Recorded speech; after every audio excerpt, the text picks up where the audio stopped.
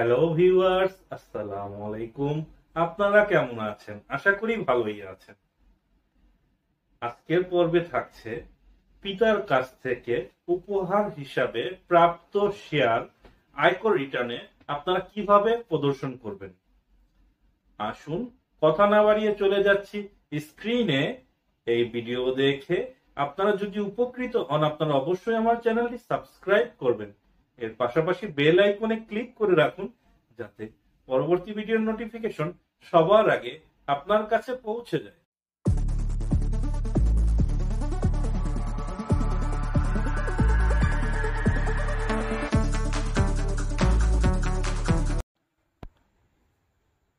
আপনারা income tax রিটার্নের automation ফাইলটি ওপেন করবেন।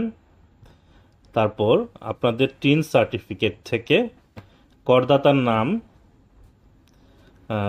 এখানে যেভাবে দেয়া আছে সেমভাবেই আপনারা করদাতার নামটি লিখবেন।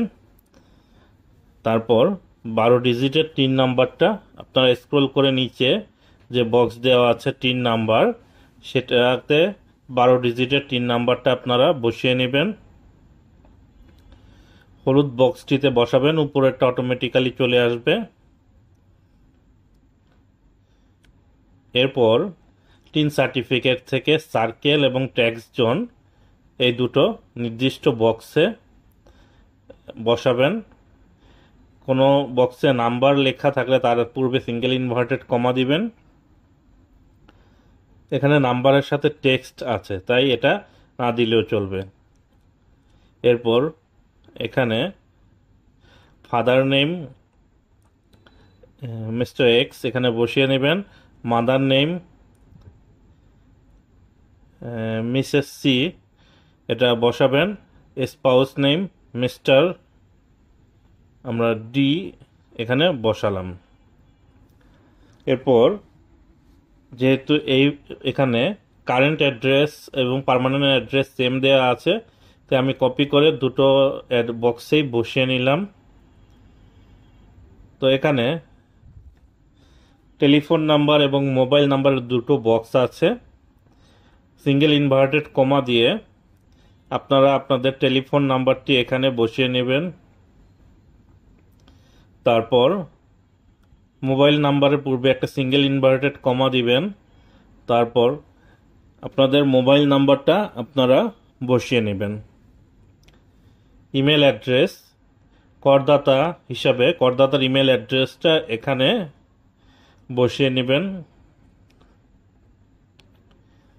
এখন এনআইডি নাম্বার, আপনার ন্যাশনাল আইডি কার্ডের নাম্বার অথবা স্মার্ট কার্ডের যে নাম্বার আছে সেটা পূর্বে সিঙ্গেল ইনভার্টেড কমা দিয়ে তারপর বসিয়ে নেবেন।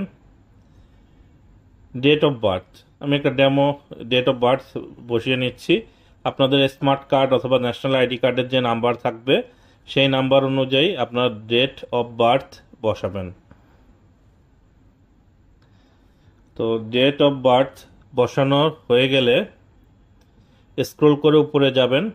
এখানে মিস ওয়াই যেহেতু ফিমেল, এখানে ফিমেল ড্রপডাউন মেনু থেকে সিলেক্ট করবেন। তো এখানে টিন সার্টিফিকেটের কাজটি হয়ে গিয়েছে, আমরা এটা মুছে নিলাম বা ক্লোজ করে দিলাম ফাইলটি। এখন আমরা এখান থেকে পোর্টফোলিও শেয়ার স্টেটমেন্টে যাব। এটি একটি ডেমো স্টেটমেন্ট। এখানে company name, total quantity, sellable quantity, average rate, cost amount এটা দেয়া থাকবে। তো আপনারা এটা ব্রোকারেজ হাউস থেকে এই স্টেটমেন্টটি কালেক্ট করে নেবেন। এখানে আপনাদের পার্টিকুলারের অংশে আপনার বিও আইডিটা আপনারা কপি করে এখানে বসাবেন। তারপর এখানে কস্ট ভ্যালু অফ সিকিউরিটি, আপনার এখানে কস্ট অ্যামাউন্ট যেখানে লেখা আছে এই অ্যামাউন্টটা আপনারা কস্ট ভ্যালু অফ সিকিউরিটিতে বসাবেন। তো আমরা এটা কস্ট ভ্যালু অফ সিকিউরিটিতে বসাবো। এটা আইটি 10B 2016-তে যাবে। তো আমরা স্ক্রল করে আইটি10বি 2023 এটাতে আমরা স্ক্রল করে 8 নম্বর বক্সের এফ এর আই নাম্বার রোতে দেয়া আছে। তো এখানে শেয়ার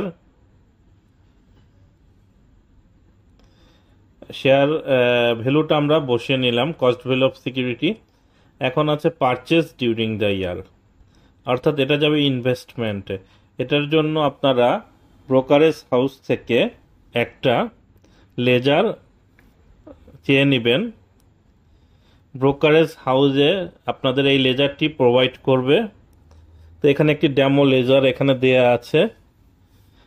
তো এই লেজারে আপনারা দেখুন, এখানে পারচেস অর্থাৎ বাই সেল এভাবে প্রতিটা রো চেক করবেন, অর্থাৎ বছর শেষে যে শেয়ারগুলো আপনার বাই হিসাবে থাকবে সেটাই আপনার পারচেস ডিউরিং দ্য ইয়ার হিসাবে আসবে।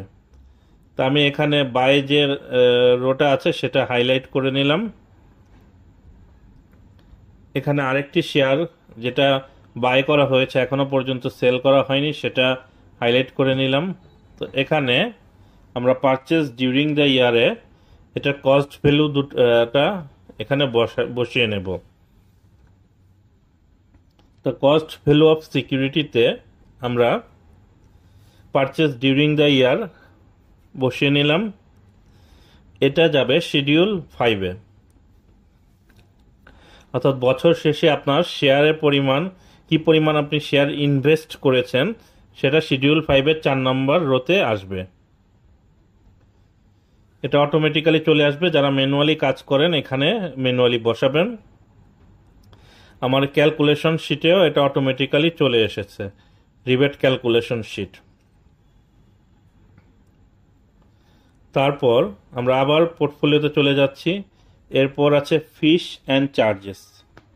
পোর্টফোলিও স্টেটমেন্টে 7 ধরনের চার্জ আপনারা খুঁজে পাবেন: commission, CDBL charge, BO maintenance charge, deduction applied, portfolio management fee, interest expense. এই 7 ধরনের চার্জ আপনারা স্টেটমেন্ট থেকে একটা একটা করে খুঁজে বের করবেন। অবশ্য কমিশনের একটা সেপারেট কলামই আপনারা পাবেন, সেটা টোটালটা, এবং বাকি চার্জেসগুলো ম্যানুয়ালি যোগ করে নেবেন। তো এখানে আমরা প্রতিটা চার্জেস ম্যানুয়ালি যোগ করে নেব। তো সবগুলো চার্জেস যোগ করে কমিশনের সাথে যদি আমরা যোগ করি টোটাল আসবে 35,930।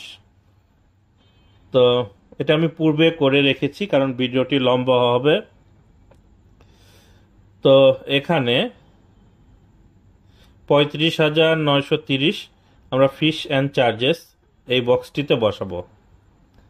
এটা আপনার IT10BB-তে অটোমেটিক্যালি চলে যাবে, যেহেতু আপনার পার্সোনাল এক্সপেন্ডিচার। আমরা IT10BB-তে যাব। এটা আপনারা এই 9 নম্বর রোতে বসাবেন যারা ম্যানুয়ালি কাজ করবেন। তো এখন লক্ষ্য করুন, ফিস অ্যান্ড চার্জেস আমাদের চলে এসেছে। এখন রিয়ালাইজ গেইন, আমরা পোর্টফোলিও স্টেটমেন্টে এখানে আনরিয়ালাইজ গেইন আপনারা দেখতে পাবেন, তার উপরে রিয়ালাইজ গেইনও থাকবে। রিয়ালাইজ গেইনটা আমরা এখানে নির্দিষ্ট বক্সে বসাবো। তো রিয়ালাইজ গেইনটা বসালে রিয়ালাইজ গেইনটা এটা আপনার ক্যাপিটাল গেইনের ইনকাম। তো এই ক্ষেত্রে ফাইন্যান্স অ্যাক্ট 2024 দ্বারা একটা পরিবর্তন এসেছে, যেখানে বলা আছে 6 শিডিউল পার্ট 1 প্যারাগ্রাফ 33 প্যারাগ্রাফ 36, এই 36 অনুযায়ী এটা 50 লক্ষ টাকা এক্সেমটেড। তো এটা অটোমেটিক্যালি মাইনাস হয়ে গিয়েছে, আপনারা এটা ম্যানুয়ালি মাইনাস করে নেবেন। যেহেতু এটা ফুল ভার্সন রিটার্ন ফর্ম, এখানে অনেক কিছুই থাকতে পারে, তো সেগুলো যেগুলো প্রয়োজন নেই সেটা হাইড করে নেবেন। তো দেখুন এখানে 62 লাখ থেকে 50 লক্ষ টাকা আপনি ছাড় পেয়েছেন এবং 12,81,500 টাকার উপর আপনাকে ট্যাক্স দিতে হবে। তো ট্যাক্সটা এখানে অটোমেটিক্যালি ক্যালকুলেট হয়ে যাবে, যেহেতু এটা অটোমেশন ফাইল। এখানে গ্রস ট্যাক্স এসেছে 1,02,250। এখানে রিবেট অটোমেটিক্যালি ক্যালকুলেট হয়ে গিয়েছে 38,445। তো রিবেট ক্যালকুলেশন হয়ে যাওয়ার পর tax liability from regular source এসেছে, মিনিমাম ট্যাক্স, তারপর এখানে সারচার্জও চলে এসেছে, কারণ এখানে 20 কোটি টাকা রেঞ্জের ভিতরে, অর্থাৎ আপনার নিট টোটাল গ্রস ওয়েলথ, এখানে নিট ওয়েলথ 14 কোটি টাকার মতো চলে এসেছে। তো এখানে ফ্রম ডিভিডেন্ড এখানে আপনারা যে কোম্পানি থেকে ডিভিডেন্ড পেয়েছেন সেই কোম্পানির ডিভিডেন্ড আপনারা একটা সার্টিফিকেট পাবেন, অথবা আপনাদের ব্যাংক স্টেটমেন্টেও থাকতে পারে। এখানে এবিসি কোম্পানির ডিভিডেন্ড একটা সার্টিফিকেট দেয়া আছে। আমরা ডিভিডেন্ড থেকে তার গ্রস ডিভিডেন্ডটা বসাবো এবং টিডিএসটা যেটা কর্তন করেছে সেটা এআইটি অন ডিভিডেন্ড, এটা এই অংশে বসিয়ে নেব। তো এই ডিভিডেন্ডটা ফুললি ট্যাক্সেবল, তাই ইনকাম ট্যাক্স ক্যালকুলেশনের পেজে আমরা চলে যাব এবং এখান থেকে আমরা ফাইন্যান্সিয়াল অ্যাসেট এই বক্সটি আনহাইড করব, অর্থাৎ প্লাস সাইনে ক্লিক করলে এক্সপান্ড হবে। তো যেগুলো প্রয়োজন নেই সেগুলো আমরা হাইড করে নেব, কারণ যেহেতু ফুল ভার্সন রিটার্ন অনেক তথ্য এখানে দেয়া আছে। তো এখানে 5,18,491 টাকা গ্রস ডিভিডেন্ড চলে এসেছে। তো এতে আপনার ট্যাক্স লাইবিলিটিও বৃদ্ধি পেয়েছে। গ্রস ট্যাক্স লাইবিলিটি 1,99,998 এখনো অবধি। তো আমরা এখানে ক্লোজিং ব্যালেন্স পোর্টফোলিও স্টেটমেন্টে আপনারা, আচ্ছা আমি ডিভিডেন্ডের পেজটা ক্লোজ করে দিচ্ছি কারণ এটার কাজ শেষ। এখন এখানে এবিসি লিমিটেডের এক্স ব্রোকারেজ লিমিটেডের এখানে অ্যাভেলেবল ব্যালেন্স দেয়া আছে। দেখুন 19,51,000 টাকা, যেটা আপনার লেজারের ক্লোজিং ব্যালেন্সের সাথে ম্যাচ থাকবে। তো আপনারা এখানে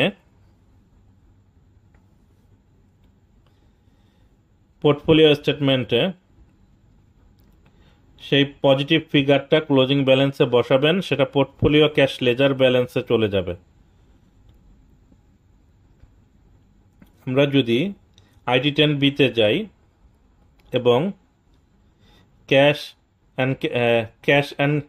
in hand and at bank এই অংশে লক্ষ্য করি, সর্বশেষ নিচে ফান্ড আউটসাইড বিজনেস এখানে এই বক্সে চলে এসেছে অটোমেটিক্যালি। আপনারা যারা ম্যানুয়ালি কাজ করবেন তারা এখানে এই বক্সটিতে বসাবেন। এটা যদি আমার নেগেটিভ ফিগারে হয়, এটা পোর্টফোলিও লোন অটোমেটিক্যালি লোনে চলে যাবে। আমরা ID10B 2023-এ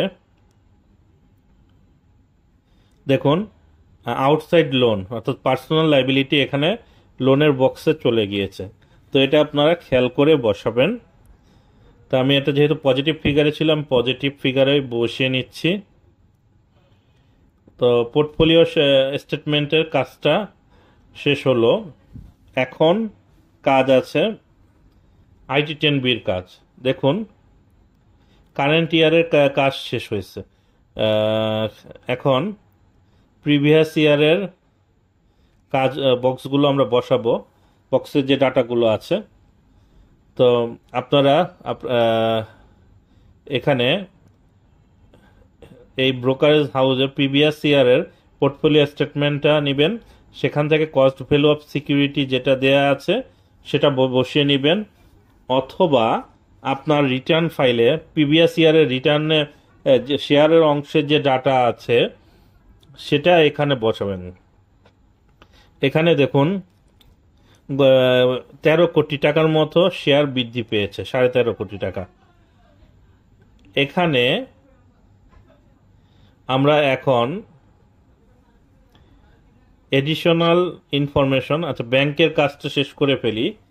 ব্যাংক স্টেটমেন্টে দেয়া আছে ABC Bank Limited, Miss Y এর।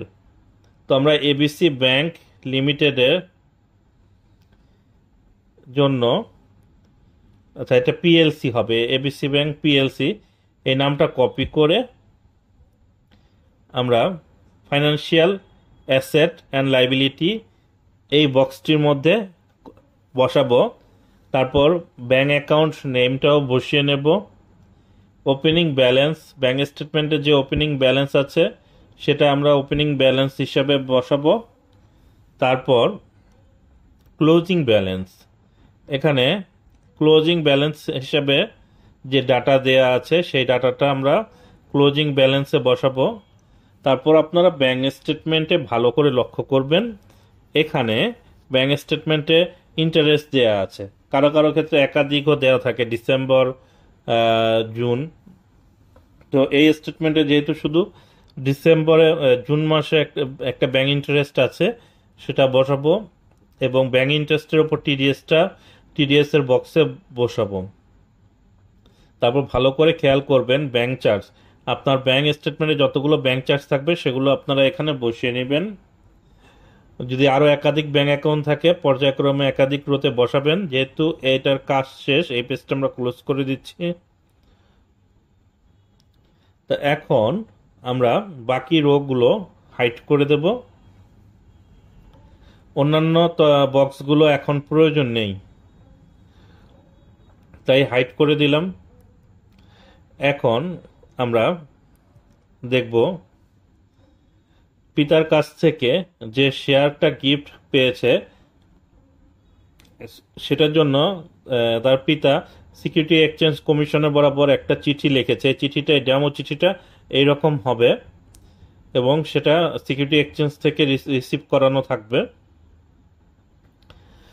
তো সেই চিঠিটা আপনারা দেখলেন, এবং ফর্ম 15 রিটার্ন অফ অ্যালটমেন্ট, যেখানে আপনার নামে শেয়ারটা অ্যালটমেন্ট হয়েছে সেটা আপনারা এই ফর্ম 15-এ পাবেন। এই দুটো পেজ আমি ক্লোজ করে দিচ্ছি, এটা কাজ শেষ। এখন আমরা এডিশনাল ইনফরমেশনে যাব। আইটি নোট অর্থাৎ ইনপুট নোট, ইনপুট নোটের মধ্যে এখন আমরা এডিশনাল ইনফরমেশনের পেজটা ওপেন করব। তার পূর্বে ব্রোকারেজ হাউসের লেজারটা আরেকবার ওপেন করে নিচ্ছি। দেখুন এখানে যে আপনি এই শেয়ারটা গিফট পেয়েছেন তার লেজারে উল্লেখ থাকবে। তো সেটা আপনারা এখানে রিসিভ অ্যান্ড গিফট আদার্স এই বক্সটিতে এই ডাটাটা বসিয়ে নেবেন, এবং আপনারা সাথে সাথে IT10B এখানে গিয়ে রিসিভ অ্যান্ড গিফট আদার এখানে নোটটা লিখে দিবেন। 1,50,00,000 share receive from father as gift. তো শেয়ারের ভ্যালু দেয়া আছে। তো এই নোটটা আপনারা রিটার্নের পেজে বসিয়ে নেবেন। তারপর আমরা প্রিভিয়াস ইয়ারের ডাটাগুলো নিয়ে এখন কাজ করব।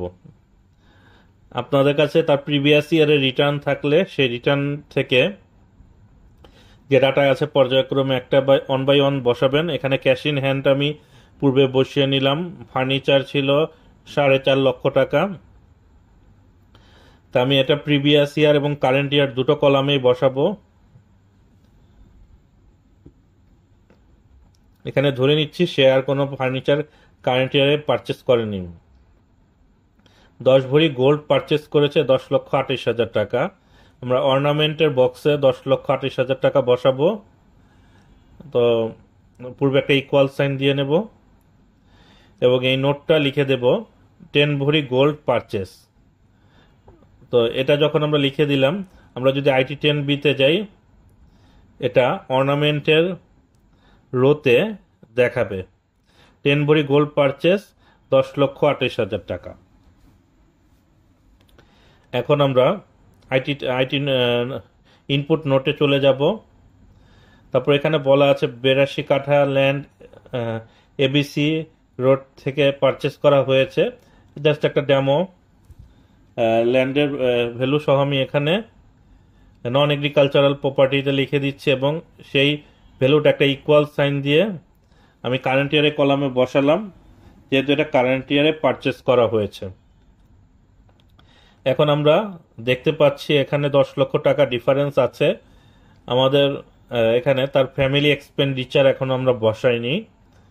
তো প্রিভিয়াস ইয়ারের রিটার্ন থেকে আপনারা তার পার্সোনাল এক্সপেন্ডিচার যা আছে সেটা অনুযায়ী কারেন্ট ইয়ারের যে তথ্য আছে তার কাছ থেকে শুনে সংগ্রহ করে এই তথ্যগুলো আপনারা বসিয়ে নেবেন এবং এটার এগেনস্টে উপযুক্ত তথ্য প্রমাণ থাকলে সেটাও আপনারা সংগ্রহ করে সেই ডাটা অনুসারে এই বক্সগুলো ফিল আপ করবেন। এখানে সবগুলো তথ্য ফিল আপ করার পর যদি কোনো নোট থাকে, যেমন মিস ওয়াইয়ের কিছু খরচ আছে তার হাজব্যান্ড বেয়ার করে, এটা আপনারা সাথে সাথে IT10B-তে গিয়ে কমেন্ট বক্সে এই লেখাগুলো লিখে দিবেন, যে বক্সে যেটা প্রযোজ্য।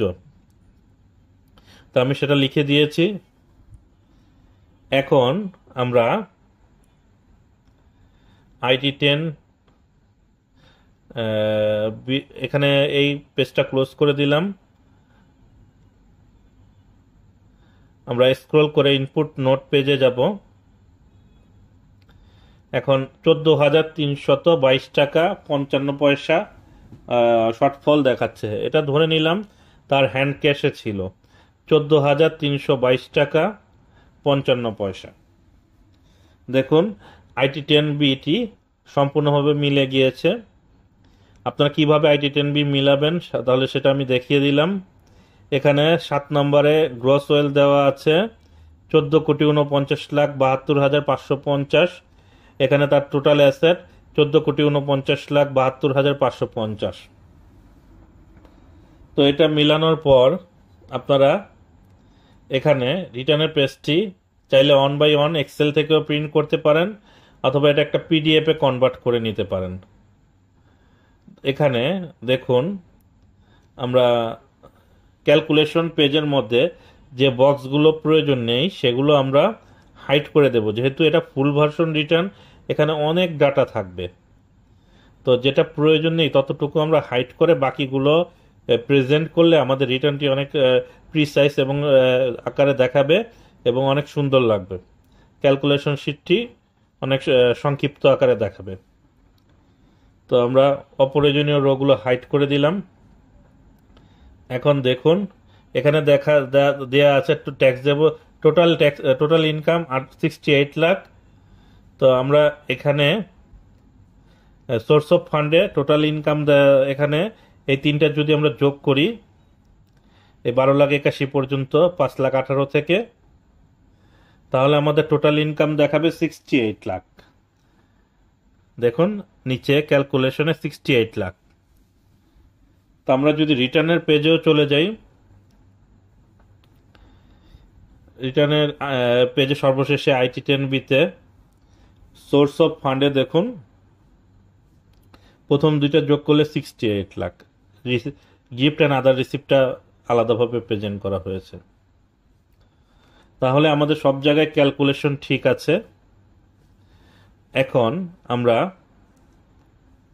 এটুক অংশ হাইড করে দিতে পারি যেহেতু এটা রিপিট দেখাচ্ছে। গ্রস ট্যাক্স লাইবিলিটি 2,13,000 টাকা, রিবেট বাদ দিয়ে তার রিবেট 38,445, রিবেট বাদ দেওয়ার পর তার আছে নেট ট্যাক্স লাইবিলিটি 1,61,568। এখানেও এইটুকু বক্স হাইড করে দেওয়া যায় যেহেতু এগুলো এখন প্রয়োজন নেই। তার সারচার্জ এসেছে 32,314। তো অপ্রয়োজনীয় রোগুলো আমি হাইড করে দিচ্ছি যেহেতু এগুলো ডাটা নেই এখন।